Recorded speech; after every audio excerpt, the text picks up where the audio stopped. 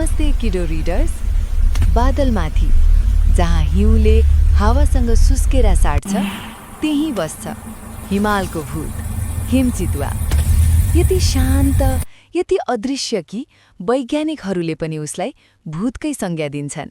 यसको लामो पुच्छरले हिउँले ढाकिएका चट्टानमा दौडिँदा सन्तुलन दिन्छ र रात पर्नासाथ ऊ बन्छ शक्तिशाली, मौन र अदृश्य। नेपालमा आज करिब 350 देखि 500 मात्र बाँचेका छन्।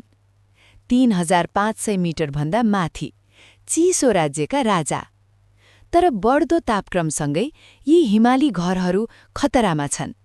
अनुमान छ 2050 सम्म उसको आवासको 1/3 क्षेत्र हराउन सक्छ।